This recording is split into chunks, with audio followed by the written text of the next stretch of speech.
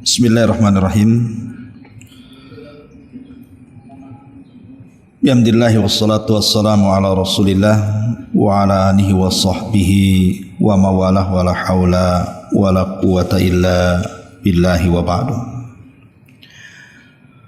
Coba perhatikan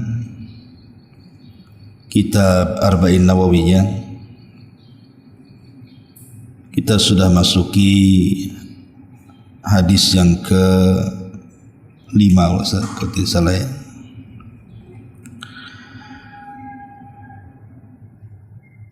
Kita baca hadisnya. An Ibni Mas'udin radhiyallahu anhu qala haddatsana Rasulullah sallallahu alaihi wasallam wa huwa as-sadiqul masduq. Inna ahadakum yujma khalquhu fi batni ummihi arba'ina yawman thumma yakunu fi dhalika alaqatan misla dhalik thumma yakunu fi dhalika mudghatan misla dhalik thumma yursilul malaku fayunfakhu fihi ruhu wa yu'maru bi arba'i kalimatin bi katbi rizqihi wa ajalihi wa amalihi wa syaqiyyin aw sa'idin fa walladzi la ilaha ghairuhu inna ahadakum la ya'malu bi amali ahlil jannati hatta ma yakunu bainahu wa bainaha illa dhira' fayasbiqu alaihi alkitab fayamalu bi amali ahli nar fayadkhuluha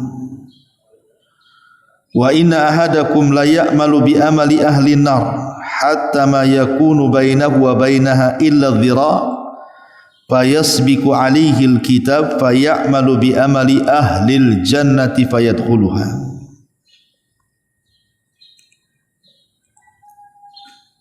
Oh ya, ini sekarang ini ya Pak, nggak apa-apa besok aja yang kajian kitab satunya ya, Qawaidul Arba, saya lupa. Apa-apa, Arba'in Nawawi dulu aja. Dari Abdullah ibn Mas'ud radhiyallahu an, dia berkata, telah menceritakan kepada kami Nabi sallallahu alaihi wasallam, dan dia orang yang benar dan yang dibenarkan kata-katanya. Sesungguhnya salah seorang di antara kalian akan dikumpulkan penciptaannya di perut ibunya 40 hari dalam bentuk sperma. Thumma yakunu fi dhalika 'alaqatan misla dhalik. Kemudian 40 hari berikutnya akan menjadi segumpal darah. Thumma yakunu fi dhalika mudghatan misla dhalik. Kemudian akan menjadi mudghah, segumpal daging 40 hari berikutnya. Kemudian akan diutus malaikat dan akan ditiupkan padanya ruh. Kemudian diperintahkan dengan 4 kalimat. Pertama dicatat rizkinya, yang kedua dicatat ajalnya, yang ketiga dicatat amalnya, dan juga dicatat celaka dan bahagia saat kematiannya. Demi zat yang tidak ada sesembahan selainnya, sesungguhnya salah seorang di antara kalian sungguh beramal dengan amalan penduduk sorga, sampai antara sorga dan dia jaraknya 1 hasta. Tiba-tiba kemudian dia melakukan amalan dari amalan-amalan penduduk neraka, maka dia pun masuk ke dalam neraka. Dan sesungguhnya salah seorang di antara kalian beramal dengan amalan penduduk neraka sampai jarak neraka dengan dia tinggal 1 hasta. Kemudian dia melakukan amalan penduduk sorga, maka dia pun Allah masukkan ke dalam surga. Hadis ini perawinya adalah Abdullah ibn Mas'ud. Abdullah ibn Mas'ud ini adalah seorang sahabat yang masuk Islam di urutan ke-7. Artinya dia as-sabiqun al-awwalun. Dia meninggal pada tahun 32 Hijriah. Dan namanya Abdullah ibnu Mas'ud al-Khudhali, karena dia dari kabilah Khudhail. Lah Abdullah ibn Mas'ud dikenal pakar Quran, dan gelarnya ataupun kunyahnya Abu Abdurrahman, ataupun dikenal dengan Ibnu Ummi Abdin. Dan suara Qurannya disejajarkan dengan malaikat Jibril atas lisan Nabi. Dan dia seorang muhaddis, ahli hadis, karena dia banyak meriwayatkan hadis Nabi sampai kepada kita. Dan dia melakukan hijrah 2 kali ke Habasyah dan ke Madinah. Lah di sini Abdullah bin Mas'ud radhiyallahu an dia mengatakan telah menceritakan kepada kami Rasul sallallahu alaihi wasallam, dan dia as-sadiq al-masduq. Sadiq itu orangnya benar kalau ngomong dan dibenarkan ucapannya. Maksudnya as-sadiq dia sendiri kalau ngomong tidak pernah berdusta. Adapun al-masduq yang disampaikannya juga bukan sebuah kedustaan karena wahyu. Coba nanti antum perhatikan dari 42 hadis yang dicantumkan Imam Nawawi dalam kitab Arba'in ini, tidak ada satupun hadis yang dimulai dengan kalimat as-sadiqul masduq kecuali hadis Abdullah bin Mas'ud ini. Kenapa? Karena yang akan disampaikan Rasul ini perkara gaib, dan perkara gaib itu harus dibenarkan karena ini datang dari Allah. Makanya disebut al-masduq, masduq yang dibenarkan ucapannya karena datang dari wahyu.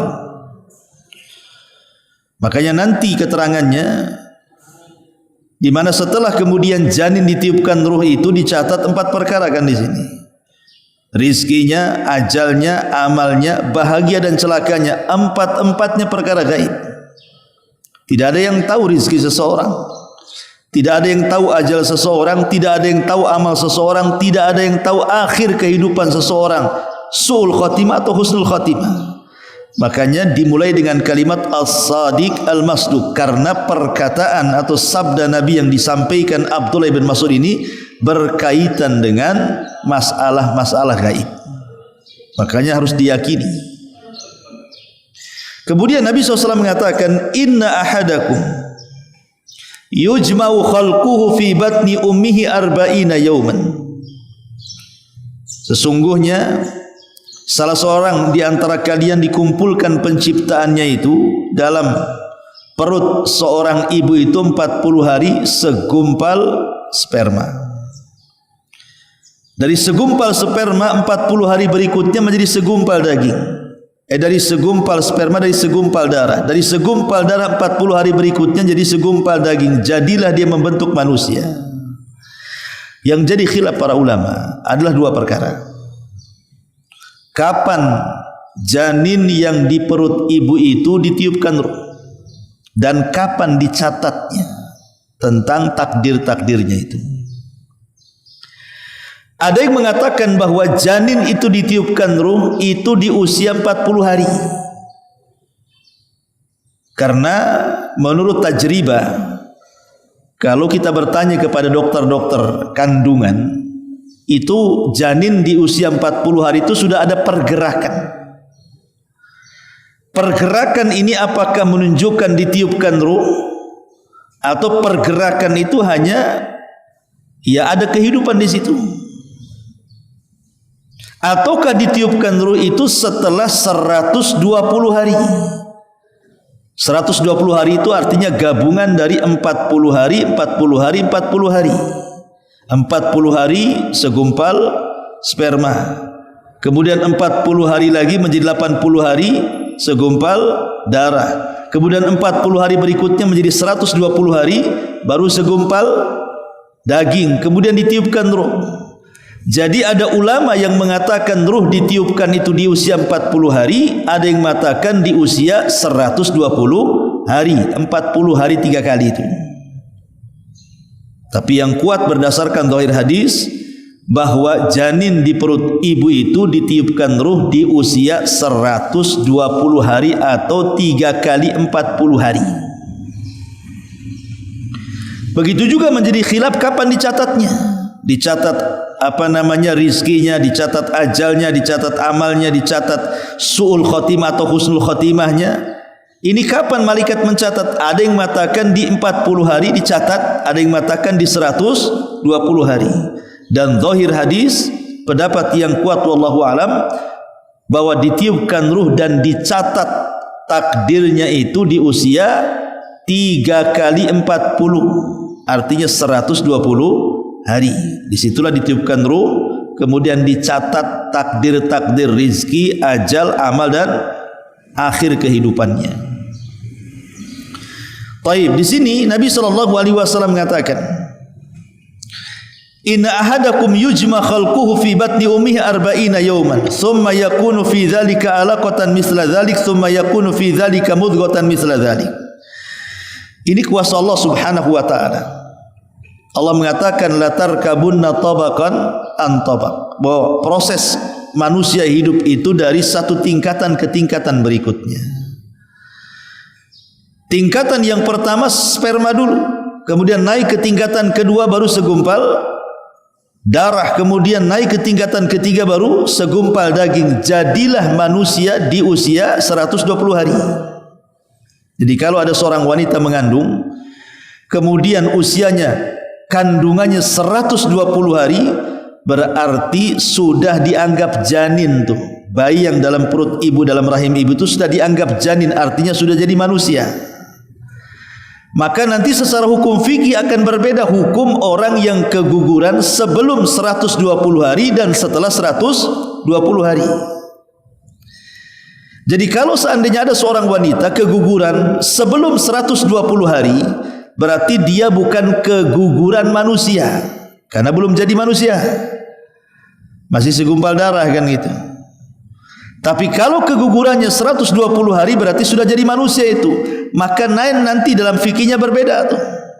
Kalau kegugurannya di bawah 120 hari berarti ketika dia melahirkan, kalau keluar darah tidak dianggap darah istihadah, dia tetap sholat.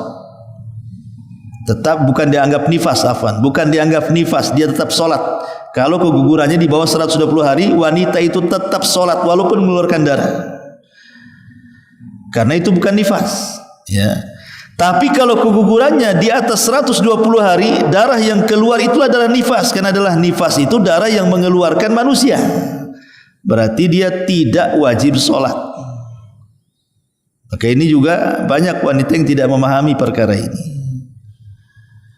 Kemudian Nabi SAW mengatakan setelah 120 hari apa yang terjadi? Fayanfuhu ay fayunfakhu fihi ruh, maka ruh akan dimasukkan ke dalam jasad janin tadi.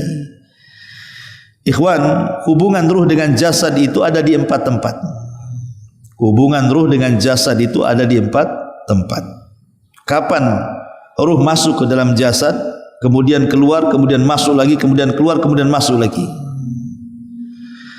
Pertama, saat ditiupkan ruh di usia 120 hari. Awalnya ruh itu disimpan di alam ruh, kemudian jasad dibentuk oleh Allah, kemudian dimasukkan ruh ke dalam jasad di usia 120 hari. Kemudian yang kedua, saat tidur ruhnya dicabut. Antum kalau tidur ruhnya keluar. Kemudian kalau antum ditakdirkan masih hidup dan tidak mati, Allah kembalikan ruhnya. Kemudian yang ketiga, saat sakaratul maut, ruh dicabut. Kemudian di alam barzakh dikembalikan ruh itu antara ruh dan jasad. Kemudian yang keempat, saat kiamat, ruhnya kemudian dicabut lagi, diletakkan. Kalau ruhnya orang kafir di sijin, kalau ruhnya orang yang beriman di eliyin. Kemudian di padang mahsyar ketika dibangkitkan, ruhnya dikembalikan. Jadi ruh, hubungan ruh dengan jasad di 4 tempat ya. Saat dimasukkan ruh di usia 120 hari, saat tidur, kemudian terbangun, saat kematian, kemudian di alam barzakh, saat kebangkitan, saat manusia dibangkitkan di padang mahsyar. Nah, di sini hubungan ruh dengan badan ini adalah saat ketika usia janin di usia 120 hari. Sudah jadi manusia artinya. Wa yu'maru bi arba'i kalimat. Kemudian malaikat diperintahkan. Maksud diperintahkan menggunakan fi'lu al-majhul, mudhari' majhul ya. Artinya begini, jadi malaikat itu bukan mencatat, kemudian dicatat oleh malaikat sendiri, tidak. Dia tanya sama Allah. Jadi ketika dia memasukkan ruh itu, dia tanya sama Allah, ya Allah, ini si janin ini kalau dia punya rizki, kira-kira berapa rizkinya? Allah mengatakan sekian, dicatat oleh malaikat, sekian rizkinya. Kemudian malaikat bertanya lagi kepada Allah, ya Allah, ini kalau dia hidup kira-kira berapa umurnya? Kata Allah sekian, dicatat kan itu. Kemudian dia mengatakan macam mana dengan amalannya? Kata Allah begini amalannya, catat. Terus nanti kalau dia menjelang ajalnya, apakah dia bahagia atau celaka? Maknanya apakah dia husnul khotimah atau sul khotimah? Kata Allah, oh husnul khotimah atau sul khotimah, dicatat oleh malaikat. Jadi malaikat bukan mencatat karena kehendak dia, tidak, karena malaikat bukan penentu takdir. Makanya menggunakan fi'lul mudhari' al-majhul dalam bahasa Arabnya. Jadi pelakunya disembunyikan, maksudnya Allah. Malaikat bertanya kepada Allah soal kira-kira janin ini takdir rizkinya, takdir ajalnya, takdir amalnya, takdir akhir kehidupannya sul atau husnul khotimah itu Allah yang kasih tahu, kemudian malaikat mencatatnya. Karena takdir itu terbagi dua. Ada takdir umum, ada takdir khusus. Takdir umum itu takdir yang dicatat di Lauhil Mahfuz. Semua manusia dicatat di Lauhil Mahfuz. Itu umum namanya. Dan ini tidak bisa berubah. Kemudian ada namanya takdir khusus, dan itu ada 3. Takdir khusus itu ada 3. Pertama, takdir yang dicatat malaikat. Ini yang pertama nih, malaikat mencatat rizkinya, ajalnya, amalnya, bahagia dan celakanya. Ini mungkin berubah dengan cara doa. Ya. Kemudian yang kedua, takdir sanawi, takdir tahunan, dan itu ditentukan di malam Lailatul Qadar. Maka disebut Lailah Al-Qadar. Lailah malam Qadar itu maksudnya penentuan takdir. Fihi yufraqu kullu amrin hakim. Kemudian yang ketiga, takdir yaumi, setiap hari. Sebagaimana Allah mengatakan dalam surah Ar-Rahman, fi kulli yaumin huwa fi sya'n. Setiap hari Allah itu punya kesibukan, membuat orang ini sakit, membuat orang itu sembuh, membuat orang ini celaka, membuat orang ini baik, membuat orang ini sesat, membuat orang ini hidayah. Setiap hari Allah itu dalam kesibukan. Itu namanya takdir yaumi. Jadi ada takdir yaumi, ada takdir sanawi, maksudnya yaumi harian, ada yang tahunan, ada yang disebut takdir umri. Nah, umri ini ketika di usia 120 hari dicatat tuh takdir umurnya. Ya. Taib, ini faedah dari kalimat wa yu'maru bi arba'i kalimat bikat bi rizkihi wa ajalihi wa amalihi wa syakin aw sa'idin. Kemudian di sini fawalladzi la ilaha illa ghairu. Inna ahadakum la ya'malu bi amali ahlil jannah hatta ma yakunu bainahu wa baina illa dhira fayasbiqu alaihi alkitab. Ada seseorang itu yang beramal dengan amalan penduduk sorga, antara dia dengan sorga tinggal 1 hasta, tapi catatan membaliknya. Tiba-tiba dia beramal dengan amalan penduduk neraka dan dimasukkan ke dalam neraka. Begitu sebaliknya, ada orang yang beramal dengan amalan ahli neraka sampai dia dengan neraka tinggal 1 hasta, tapi catatannya dibalik. Di akhir hayatnya dia melakukan amalan penduduk sorga dan masukinya. Tambahan inna ahadakum di sini ada yang mengatakan ini mudraj. Mudraj dalam ilmu hadis itu maksudnya ini bukan ucapan Nabi, tapi ini ucapan perawi Abdullah ibn Mas'ud. Tapi mayoritas para ulama mengatakan bahwa kalimat ini bukan mudraj, ini betul-betul sabda Nabi, dan ini pendapat yang kuat. Ini sabda Nabi, bukan mudrajnya Abdullah ibn Mas'ud radhiyallahu anhu. Di sini Nabi SAW ingin mengatakan bahwa ada orang itu melakukan amalan ahli sorga. Maksudnya adalah menurut pandangan manusia. Jadi menurut pandangan manusia orang ini rajin sholat, rajin puasa, rajin, padahal dia sedang riya. Cuman kita tidak tahu kalau dia sedang ria. Cuman dalam pandangan kita orang itu kok alim, orang itu kok ahli ibadah, orang itu kok macam-macam dari amalan ibadah. Tapi bukan karena Allah, hanya Dia yang tahu, kita tidak tahu kan itu.